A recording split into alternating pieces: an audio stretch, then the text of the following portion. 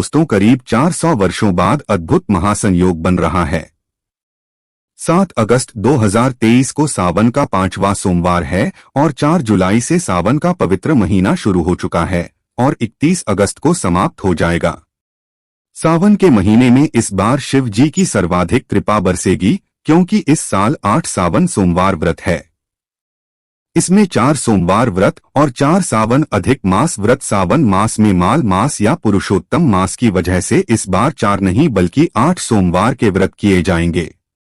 पहले सोमवार का व्रत 10 जुलाई, दूसरे सोमवार का व्रत 17 जुलाई, तीसरे सोमवार का व्रत 24 जुलाई, चौथा सोमवार व्रत 21 जुलाई और 5वां व्रत 7 अगस्त, छठा सोमवार व्रत 14 अगस्त और 7वां 21 अगस्त। ऐसे में सबसे अंत में 28 अगस्त को 8वां सोमवार व्रत किया जाएगा जो कि 31 अगस्त को सावन समाप्त हो जाएंगे।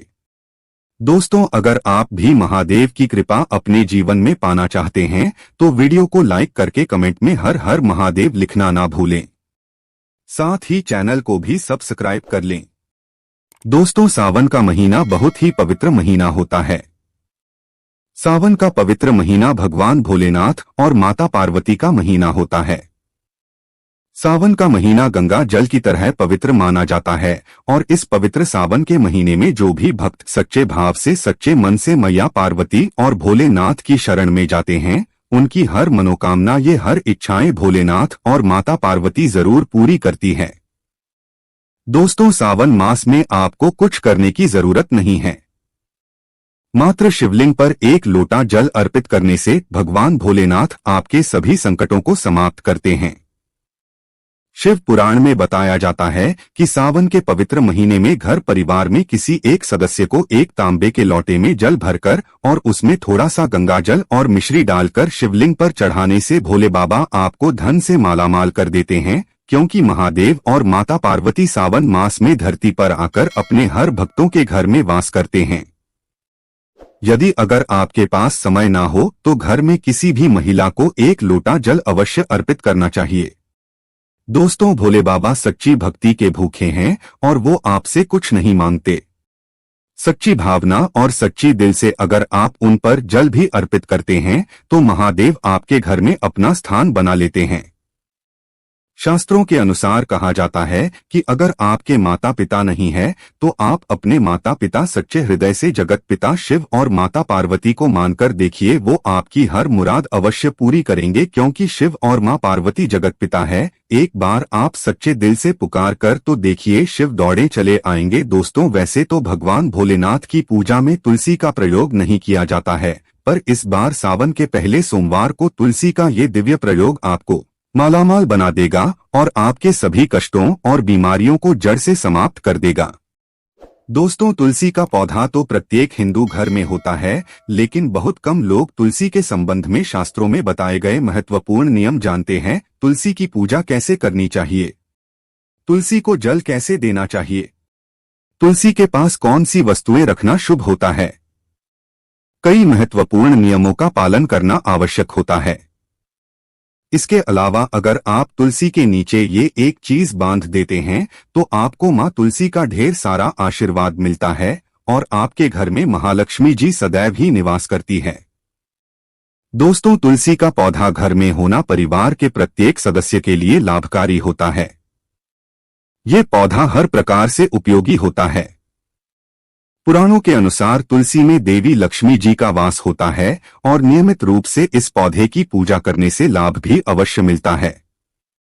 लेकिन यदि आप तुलसी को घर में रखने के साथ ही उसके नीचे में ये एक चीज बांध देते हैं तो आपको तुलसी लगाने का कई गुना अधिक फल प्राप्त होता है, क्योंकि इसे एक चीज के बिना तुलसी अधूरी मानी जाती है। ये चीज तुलसी को संपूर्ण बनाती है। वेद पुराण में इसके बारे में विस्तार पूर्वक बताया गया है, लेकिन इसी के साथ ही क्या आप जानते हैं कि सावन में तुलसी की पूजा करने से भगवान श्री विष्णु और माता लक्ष्मी जी अति शीघ्र ही प्रसन्न हो जाती है और आपको आशीर्वाद मिलता है और जीवन में वो खुशियां मिल जाती है जिसके आप हकदार हैं। लेकिन तुलसी के नीचे ये चीज बांधना भी है जरूरी। दोस्तों, आगे बढ़ने से पहले आपसे एक विनती करते हैं कि वीडियो को लाइक जरूर करिएगा। दोस्तों कमेंट बॉक्स में लिखें जय महालक्ष्मी जय मां तुलसी मां के लिए एक लाइक तो बनता है। मां की कृपा सदैव आप पर बनी रहे। दोस्तों भारत ही नहीं बल्कि संसार के लगभग अधिकांश देशों में तुलसी को बहुत ही पवित्र की दृष्टि से देखा जाता है। अनेक औषधीय गुणों से भरपूर तुलसी में धार्मिक महत्व भी है। अनेक धार्मिक अनुष्ठानों और तांत्रिक प्रयोग में इसका उपयोग होता है। पुराणों में तुलसी को भगवान श्री विष्णु जी की पत्नी होने का गौरव मिला है। इसके साथ तुलसी जगत जननी भी है। परमात्मा के अनेक दुर्लभ वरदान में से एक है। तुलसी के बिरवा को अमृत रूपी कहा गया है। जहां तुलसी का पौधा लगा होता है वहां ब्रह्मा विष्णु शिव यानी कि त्रिदेवों का निवास होता है और तुलसी की पूजा करने से महापातक भी उसी प्रकार नष्ट हो जाते हैं जैसे सूर्य के उदय होने पर अंधकार नष्ट हो जाता है। शास्त्रों के अनुसार जिन घरों में तुलसी का पौधा हरा भरा रहता है उस घर में सुख शांति और समृद्धि बनी रहती है। भगवान विष्णु जी की पूजा और प्रसाद में तुलसी का पत्ता होना बहुत ही जरूरी माना जाता है क्योंकि इसके बिना पूजा और भक्ति अपूर्ण मानी जाती है। दोस्तों इन्हीं कारणों से सभी हिंदू परिवारों में तुलसी का पौधा लगभग होना जरूरी है। अगर आपके घर में भी तुलसी है तो सुख शांति और समृद्धि के लिए तुलसी मां को चुनरी अवश्य ओढ़ानी चाहिए और तुलसी मां को चुनरी चढ़ाने से आपके घर में सुख समृद्धि आती है। अक्सर लोग जाने अनजाने में कई गलतियां कर देते हैं।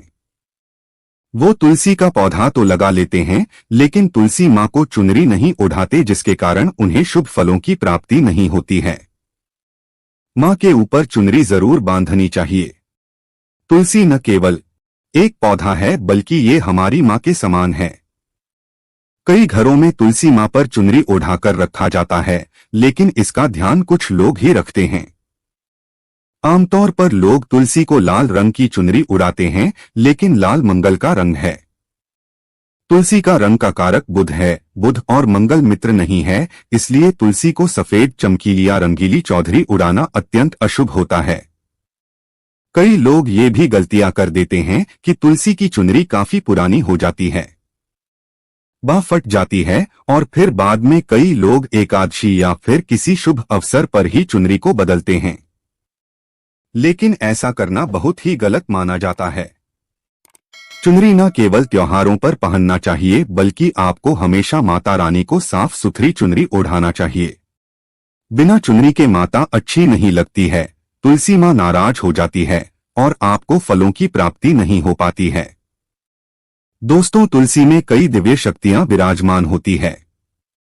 जो लोग तुलसी विवाह कराते हैं उन्हें कभी कष्ट नहीं आते, स्वर्ग की प्राप्ति होती है, मां की बड़ी प्रसन्नता मिलती है। शालिग्राम और तुलसी के विवाह कराने से सारे अभाव या फिर कलह और रोग नाश दूर हो जाते हैं। दोस्तों तुलसी के पास ये चीज कभी ना रखें। तुलसी के पास आप शिवलिंग ना रखें और ना ही गणेश जी की प्रतिमा रखें। शिवलिंग के पास और तुलसी माता के पास कपड़े कभी ना सुखाए क्योंकि जब भी आप अपने कपड़े सुखाते हैं तो उससे जो पानी गिरता है वो अशुभता लाता है और घर में नकारात्मकता फैलती है। तो ऐसे में भूलकर भी तुलसी के पास और शिवलिंग के पास कपड़े कभी नहीं सुखाना चाहिए। दोस्तों तुलसी के पौधे के अंदर गणेश जी और भगवान शिव की प्रतिमा भूलकर भी ना रखें और भूलकर भी जूते चप्पल भी तुलसी माता के पास कभी ना रखें और ना ही आसपास में रखें। दोस्तों तुलसी के पास में हमेशा साफ सफाई रखना चाहिए और शुद्ध जल देना चाहिए। जल आप अपने घर का ही दे जो आप पीते हैं, वही जल माता को अर्पण करना चाहिए और गंदा जल तुलसी माता में कभी नहीं डालना चाहिए, पाप लगता है। दोस्तों रविवार के दिन भी तुलसी को छूना वर्जित माना गया है। दोस्तों कोई विशेष मनोकामना है, जीवन में अगर उपलब्धियां नहीं प्राप्त हो रही है, जीवन में कोई कष्ट है, माता लक्ष्मी की कृपा प्राप्त करनी है तो आपको निश्चित तौर पर पूर्णिमा के दिन तुलसी में आप एक लाल मौली धागा ले ले। लाल मौली धागे में आप 5 हल्दी की गांठ बांध लें और अपनी मनोकामना बोलते हुए तुलसी के नीचे आप बांधे। आपकी जो भी मनोकामना हो, नौकरी को लेकर हो, परेशानी को लेकर हो, कर्जे को लेकर हो, संतान को लेकर हो, व्यापार को लेकर हो और विवाह को लेकर हो, तो ऐसे में आपको लाल मौली धागा लेना है। धागे में 5 हल्दी की गांठ बांधकर तुलसी में आपको नीचे बांधना है। इससे रातों रात करोड़पति बन जाओगे। आपकी हर मनोकामना पूरी हो जाएगी और 1 महीने के अंदर ही आपकी सभी इच्छाएं पूरी हो जाएंगी। माता लक्ष्मी की कृपा बरसेगी। कभी भी धन की कमी नहीं होगी दोस्तों। वैसे अगर आप चाहे तो सावन के महीने में भी तुलसी में लाल मौली धागा अवश्य बांध सकते हैं। इससे वो सभी आपकी इच्छाएं पूर्ण होंगी जो आपके हृदय में हैं। लाल मौली धागा बांधने से विशेष उपलब्धियां प्राप्त होती है।